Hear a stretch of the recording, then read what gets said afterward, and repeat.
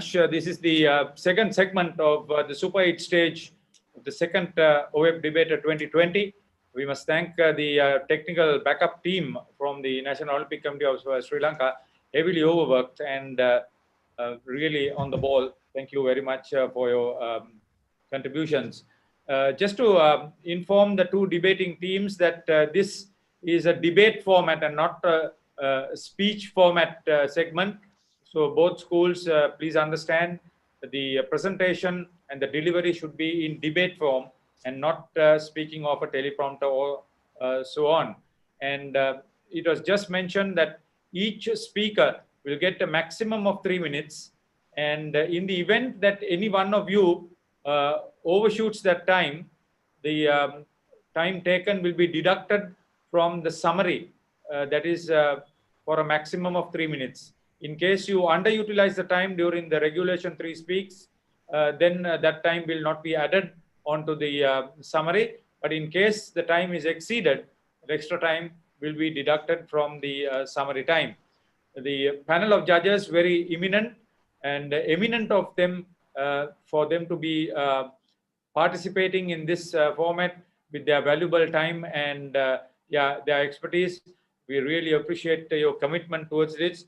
And the panel will be very, very learned in this particular format. And on behalf of the National Olympic Committee, we thank you once again. Then the teams, we certainly hope that you are very well prepared. Dharmaraja College Kandy will be represented by Chamudita Kakulavala, Venuja Vikramasena, Pasit Petiagoda, Manuja Munasinga, and Mrs. Thalata Kulatilaka as the teacher in charge. And Devi Balika Vidyalaya Colombo will be represented by Lohansa Vidyaratna, Ranudi Vijayaratna, Minesi Vijayasekara, Shenali Jayasurya, and Mrs. Niranji Di Costa as the teacher in charge. Very interesting topics on this subject too. Dharmaraja will talk on modern Olympic Games that should encourage excellence in accordance with fundamental Olympic ideals, while Devi Balika will focus on modern Olympic Games should encourage friendship to promote harmony in the world. So that would be the topics for the respective schools. We wish you all the best and invite Chamudita Kakulavala to open with Dharmaraja.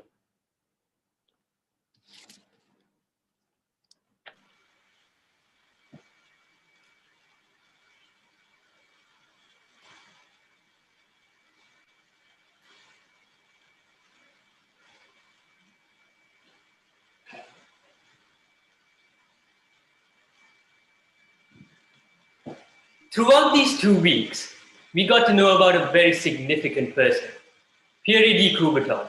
But as we researched about him, we got to know something very interesting. If you take a look at his contemporaries who made a contribution towards progressive education, like Maria Montessori, John Dewey, William Kilpatrick, all of their ideas and theories have been inculcated to the current curriculum in schools today. But throughout these 2 weeks, we talked about the importance of inculcating Coubertin's ideas into the curriculum as well.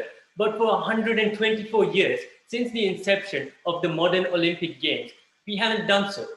Why is this? And how is this related to pursuit of excellence? Let's explore. Coubertin's model of education revolved around sports, revolved around physical education and the modern Olympic Games. And what are the modern Olympic Games? It's a place where a group of elite athletes gather together and compete for the ultimate glory. So an Olympic athlete has an immense pressure on his shoulders. Why?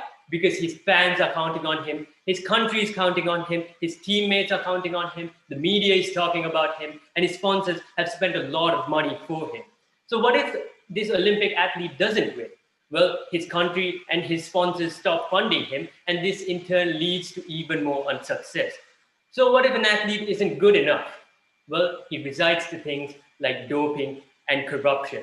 And a perfect example is the crisis of 1998, where the IOC had to face criticisms against the Salt Lake City scandal and the Tour de France doping affair. So the IOC's reputation was scarred, where people said, oh, the modern Olympic Games are just about pursuing excellence and not about the Olympic ideals that Coubertin put forward. So the IOC established the World Anti-Doping Agency and the World Anti-Doping Code. And this is the culture of nationalism, commercialism, and journalism that puts this immense pressure on these athletes. So this is the problem that Pierre-Louis Coubertin had to face. He created a model of education through sport, but because of the professionalization and the commercialization of sport, sport itself destroyed Coubertin's idea, and this in here lies the problem. For the purpose of this debate, we'll be dividing the topic into two parts. My second speaker will talk about why the modern Olympic Games should encourage excellence itself, because there is a beauty in encouraging excellence. And he will talk about how this affects the next generation, how the sport evolves itself, and how it affects the society as a whole. And my third speaker will talk about why the modern Olympic Games should encourage excellence, but in accordance with the Olympic ideals. And if we understand this concept, it will be the bridge between the Olympic world and the education world. Thank you.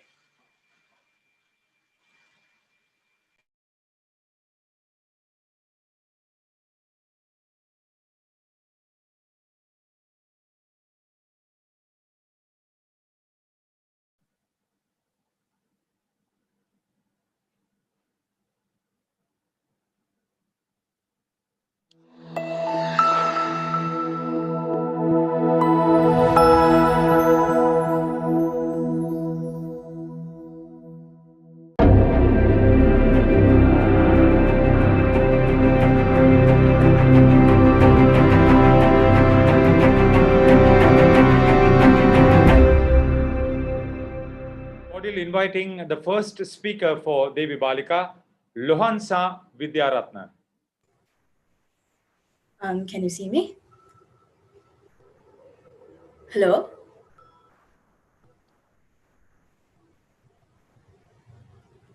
Yes, you can start now. Okay, thank you. Good afternoon. Ladies and gentlemen, what reasons motivate us to label someone as friend or foe? Why is it that we separate people according to their skin color, gender, social status, wealth, or preferences? We allow these unnecessary barriers to separate us. We allow these labels that are insignificant, unwanted, unwarranted, and most of all, useless. This is the attitude that the values of Olympism strives to combat. It teaches us that difference does not always warrant dislike, and that opposition isn't always enmity. But rather, it means something more. It means interest, acceptance, and eventual friendship, which will in turn lead to a harmonious existence. And noting that the path to peace is friendship, we must find a way to promote it as such. And this is where the Olympic Games come in. We must recognize the power of the Olympic Games in leading the world towards a brighter, more peaceful future, utilizing the value of good example, which leads us to our topic. The modern Olympic Games should encourage friendship to promote harmony in the world. The modern Olympic Games are the world's most prestigious sporting competition, gathering star athletes from all over the world to participate in sporting events. Friendship can be defined as a bond built on mutual trust and respect, while harmony can simply be put as amicable coexistence. In this context, we emphasize the importance of the Olympics as a popular and esteemed convention in encouraging friendship to establish global and peaceful harmony. Argument spans two sections. First, being the importance of the Olympics as an opportunity to bring everyone together. And second, the Olympics as a broadcasting platform that we can use to give a message to the whole world. So let me explain. One, the Games as a platform. The Olympic symbol itself is made of 5 interlocking rings, which not only represents the 5 continents that make up the world, but also the ties that bind them. The Olympics provide a platform for people to come together from all corners of the world, to get together and form these friendships that span beyond communities, beyond their immediate communities, beyond their nations, beyond the borders of what they call familiarity. And this is what makes it special. And second, our argument spans on how the Games as a focal point. The Olympics have a vast following that allows it an expansive reach that is beneficial in giving a message to the world. Billions of viewers tune in to watch the games whenever it is held. And this, ladies and gentlemen, can be used to spread the message of friendship using demonstrative examples. The message will reach thousands and billions of people, and the impact it has will be profound. It is due to these reasons that we insist that the Olympics, more than any other convention, take a serious interest in promoting friendship and harmony. We contend this due to this very simple reason. There is nothing else quite like it. And next, my second speaker and third speaker will further establish our arguments using examples and proposals. Thank you.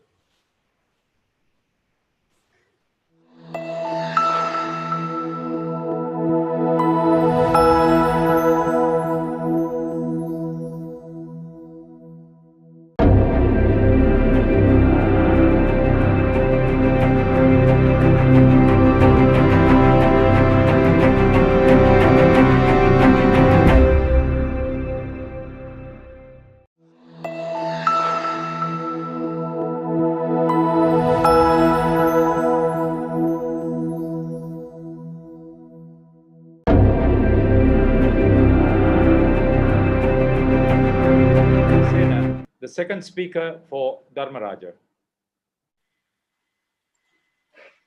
The media draws comparisons between athletes and further mentions that he or she is the greatest athlete of all time.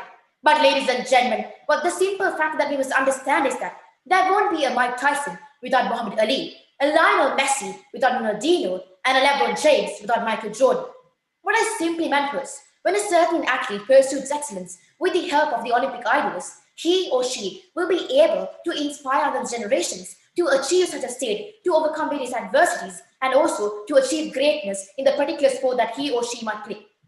As in consequence, if more and more athletes pursue excellence, the sport itself will expand. 70 years before, we thought that the 100-meter race cannot be won within a small time span, such as 10 seconds. But ladies and gentlemen, in 1968, 3 American athletes were able to break this record as they were able to break this record. And as time passed by, the 100-meter race was run as fast as 9.58 seconds. And until recently, people believed that the sub-2-hour marathon is an impossible task that no human being can achieve. But ladies and gentlemen, in 2019, the world-famous athlete, the Kenyan athlete, Eliud Kipchoge, was able to shatter this belief in 2019. A person who pursues excellence with the help of the Olympic idols not only inspires another generation, but also has the ability to make a major social impact in the society. Billie Jean King can be identified as one of the ranked number 1 women's tennis player in that particular time. In 1973, her passion about gender equality came under a worldwide spotlight when she accepted the challenge brought out one of the best male tennis players ever existed, Bobby Riggs, for $100,000. She was able to crush him down at scores of 6-3, 6-4, and finally 6-3 for the sake of all female athletes. Muhammad Ali and Colin Kaepernick can also be identified as 2 individuals who sacrificed their lives in order to fight against racism. Ali himself was arrested, convicted, stripped off his title, and was denied the license to play boxing. He acted as a civil rights and an anti-war activist until his death in 2016. Arthur Ashe and Magic Johnson can also be identified as 2 individuals who spared many years of their lives in order to uplift the lives of HIV patients. Ashe himself, as an HIV patient, constructed an institution to defeat this particular virus in the gentleman, and also to destigmatize the disease and the patients who are suffering from this HIV disease. Ladies and gentlemen, by these examples, it is crystal clear that a person who pursues excellence with the help of the ideas of Olympism will not only benefit him or himself, but also encourages other generations to achieve that particular state and also to uplift that particular sport in general, while contributing to minimize the social issues prevalent within the society. Thank you.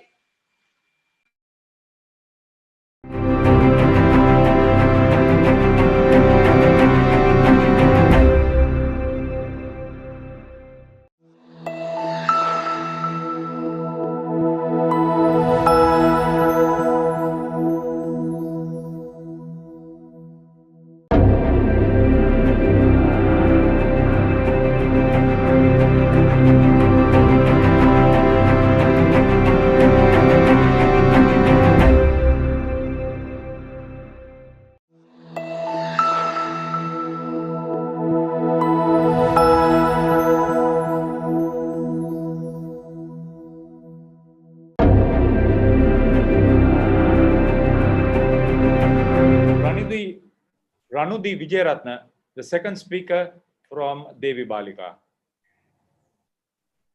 Shasa?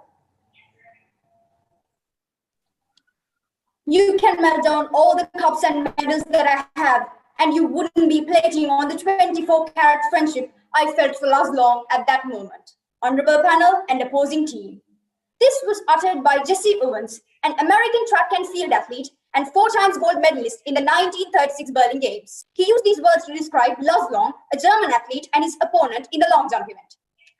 The 1936 Games took place in Germany at a time where the Nazis had taken over and had already begun implementing their racist policies.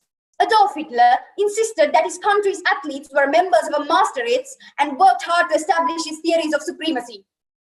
A black man such as Jesse Owens himself was by no means considered an exception to these theories.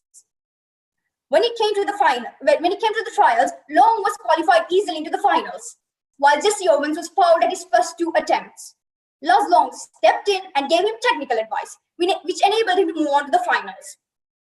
Jesse Owens ended up winning the gold medal, while Lars Long received the silver. He was the first to congratulate Jesse Owens, and the two of them embraced while Hitler watched in the stands. Next, a more recent story of Nikki Hamlin of New Zealand and Abby D'Agostino of USA. They both competed in the 2016 Rio Olympics in the 5,000 meters running event. During the event, Hamlin was the first to fall and D'Agostino fell over her. She helped Hamlin up and ran for a while before falling again. Hamlin had quickly recovered herself and had every chance to move on and get to the finish line, but she chose to stay and help D'Agostino up. She encouraged D'Agostino for the remainder of the race, and the two of them embraced at the finish line.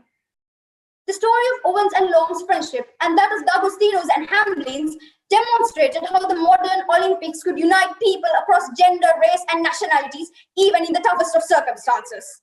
The Olympics provided the opportunity for the formation of these friendships, bringing together these destined individuals from their separate corners of the world. Though one of these incidents happened nearly 80 years ago, it is still remembered by many people because the Olympics, ladies and gentlemen, has an incredibly broad reach. The friendships they have formed there is utilized at a global scale to spread the message of harmony in the world and to prove that, in the words of Lars Long himself, any two men on earth can become friends. The Olympics is a world event watched and talked about by billions of people. It brings together everyone for a single reason. It speaks to the world as a whole, and forming friendships there sets a universal example, which in turn lead to world harmony. Thank you.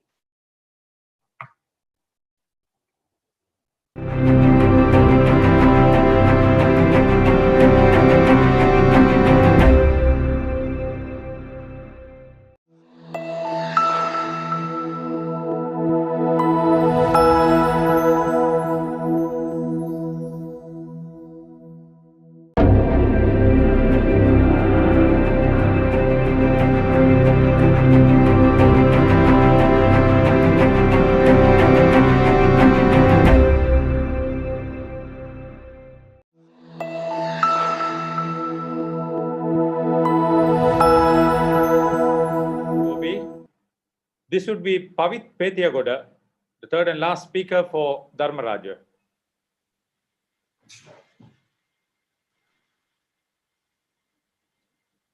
Thank you, sir. Ladies and gentlemen, we know how one of the most decorated Olympians, LeBron James, was accused as to shut up and dribble. Why? Because he rose his voice for the rights of the black. There is a misconception in the society for these sportsmen. But that is when the Olympic gold medalist, Kobe Bryant, won an Oscar award for the short film, where he gave a message to the entire world that sportsmen are not only meant for sports, but they are people who are nurtured with these fundamental values and who could inspire the whole world. Kobe Bryant says, unfortunately for us athletes, we've been pigeonholed in thinking that we could only be one thing. But I need to show people that we can do much more than that. Winning an Oscar, winning an Emmy, and Annie, those are the things that are showing other athletes that come after me. No, there's more than that. The discipline, the commitment, the team, community. How do I take these lessons and move them here? Ladies and gentlemen, this is how excellence is encouraged through sport. Anyone could achieve excellence in their lives in many ways. But what is important is how you achieve it and how he or she uses this excellence, not only for them, but for the betterment of the entire society. And this excellence could be achieved by adhering to the fundamental Olympic ideals of joy of effort, fair play, balance between the body, will, and mind, and respecting others. And that is why Pierre de Coubertin believed in instilling these values through sport. As a result, the IOC has brought up the Sport for Hope program, where they establish Sport for Hope centers to develop sport development, and where they search and identify to the grassroots level the capable and bring the excellence throughout from it. And this program has supported many people to excel. For example, the Zambian youth Olympic gold medalist, Sydney Siamia. Sport for Hope changed my life. I was able to improve in many terms of performance. Thanks to the great training, I've also learned values of life that help me a lot every day. Not only that, another important initiative done by the IOC is the Young Leaders Program, where they produce representatives to leverage the power of sport through these Olympic ideals to make a difference in their community and in the entire country. Ladies and gentlemen, at modern Olympics, people work as a team with athletes of different genders, different cultures, different backgrounds, and they experience the true power of sport, where they transcend the barriers and make bridges towards the path of excellence. Ladies and gentlemen, we live in a competitive world where people only hope for winning, where people don't do sports just because they think they can't win. But winning is not the only way to gain excellence in your life. By losing and with a proper understanding of these fundamental ideals, you would not only gain excellence in sport, but you would excel throughout your lifetime.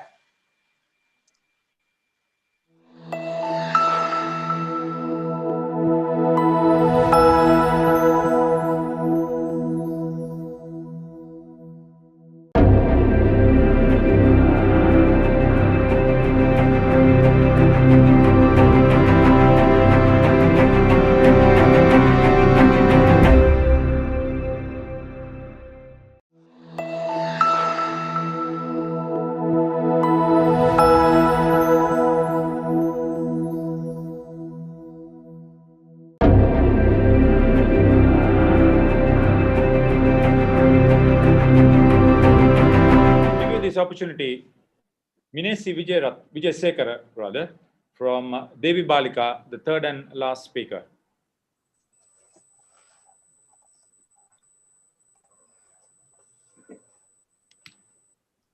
Good afternoon. Friendship is not something that can be forced. It is something that comes genuinely from deep within one's heart.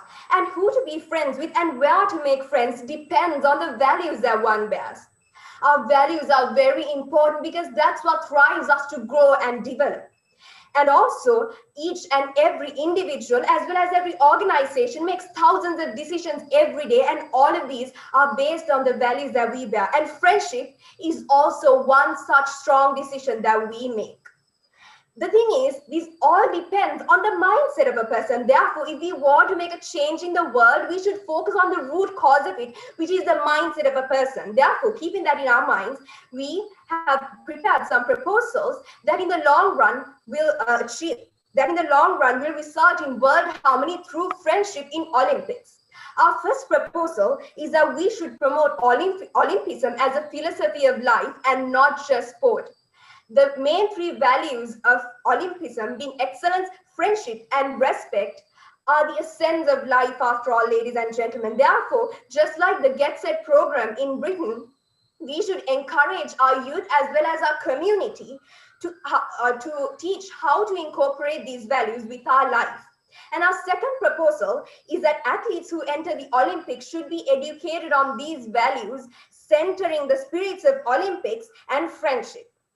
If you can sacrifice yourself for your opponent who is from some other country, that is much more valuable than sacrificing yourself for a medal. Therefore, that is also what means that making use of our Olympic values is.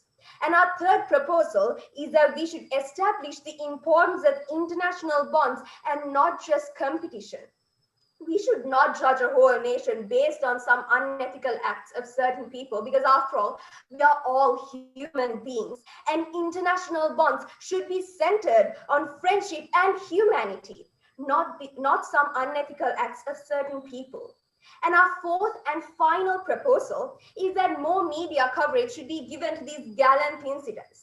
My speakers, as well as myself, have been talking about these legendary and breathtaking moments that occurred during Olympics. But to be honest, if not for this platform and opportunity, we ourselves would have not known of these incidents because, and as my captain mentioned, Olympics is watched by so many people, billions of people, and it inspires a lot of people as well. There is a certain amount of media coverage given, but that is just not enough to inform this message to the whole wide world. Therefore, we are assured that through these suggestions and proposals, we'll be able to promote world harmony through friendship in Olympics, along with peace, humanity, and happiness. Thank you.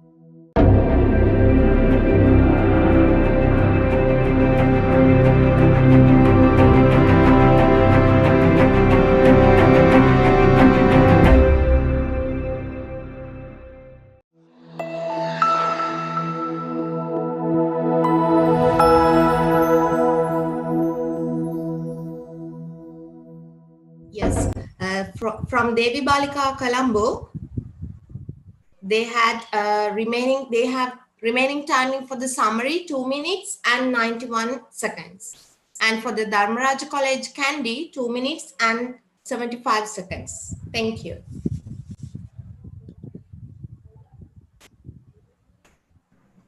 Harita, there's a little this thing. You don't have 71. It's only 60 seconds you got, so you need to change that.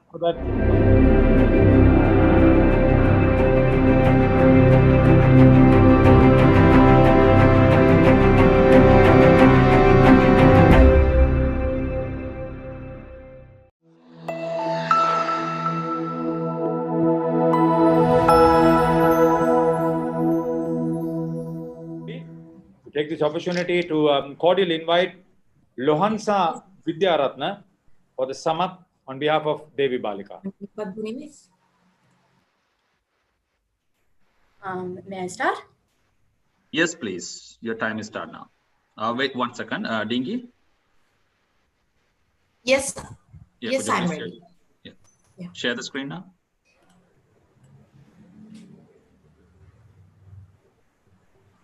Thank you. Your time is start now. Esteemed panel and team opposition, let me move on to the summing up of this discussion. Throughout the course of this session, we established our stance in 4 ways. In the first speech, we spoke of how the world is separated by unnecessary barriers and how the concept of the Olympic Games and the Olympic philosophy serves to demolish these barriers. We established the connection between friendship and global harmony, and we presented the role of the Olympic Games in promoting said relationship.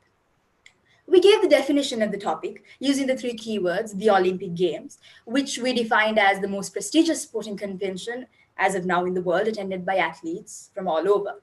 Friendship we defined to be a mutual bond of trust, love, and respect, while we described harmony to be amicable coexistence.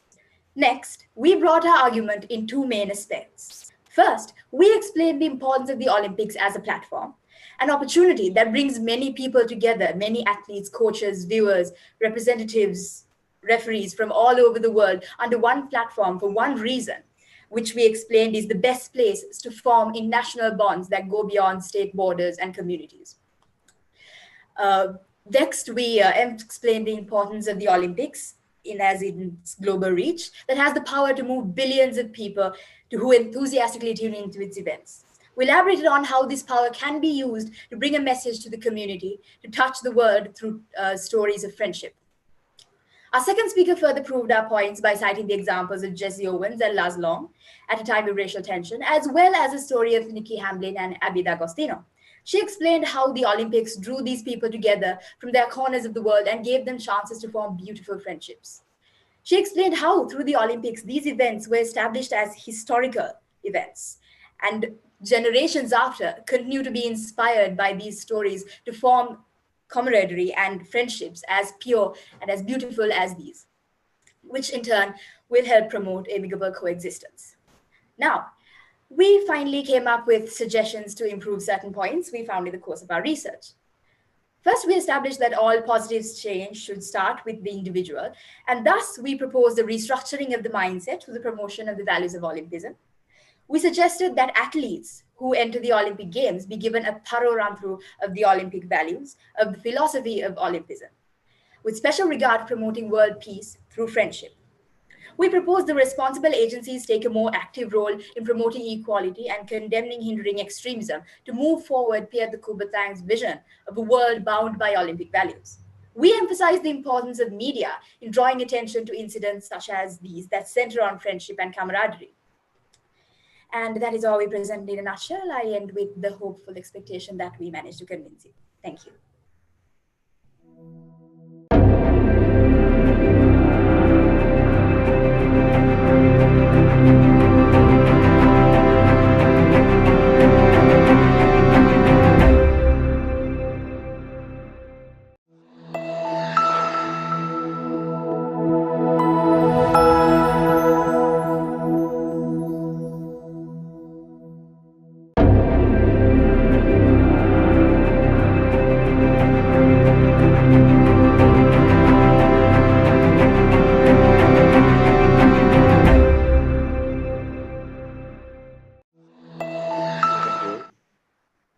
Cordially inviting Chamudita Kekulavala for the sum up on behalf of Dharmaraja.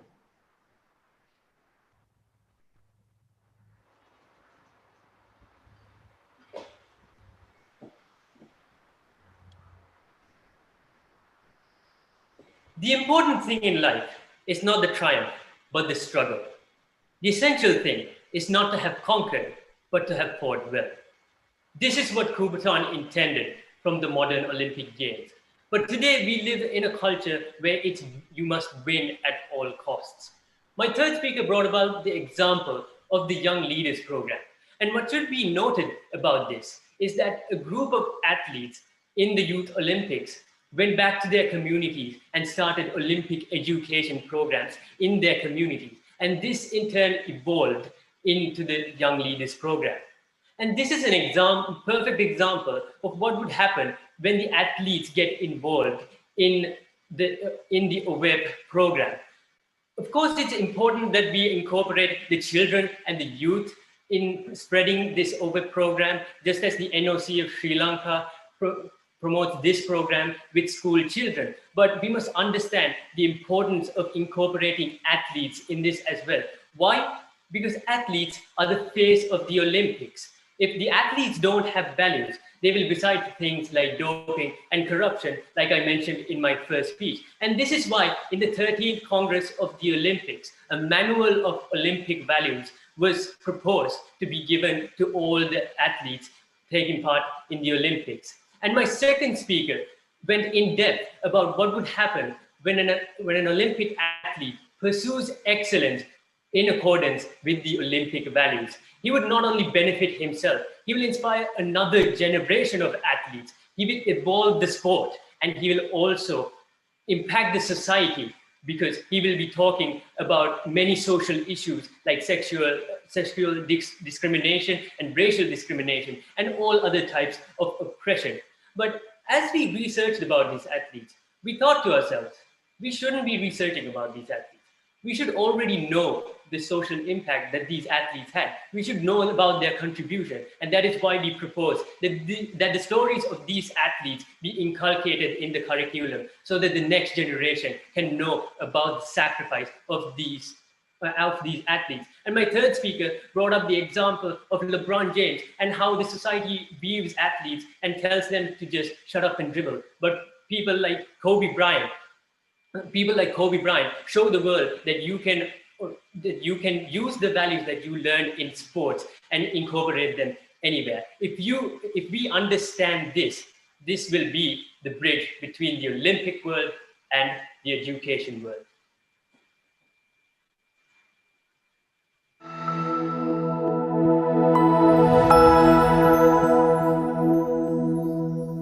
We all know that modern major sport is big business, and there are gray areas or the dark clouds like doping, harassment, discriminations. There's also the silver linings like the young leadership programs, also the helpful curriculums that come through the important nations, the powerful nations, to the lesser developed nations in the world of sport or in the field of sport. And of course, the great leveler sport, that topic has been discussed over and over again. So good to know that even the role of media, the commercial world, sport is now big business at the highest level. All that is coming into place, because if you don't look after the grassroots levels, the world sport is not going to be as lucrative and as vivid as we see today. So good to know that these youngsters have not missed too much in those topics.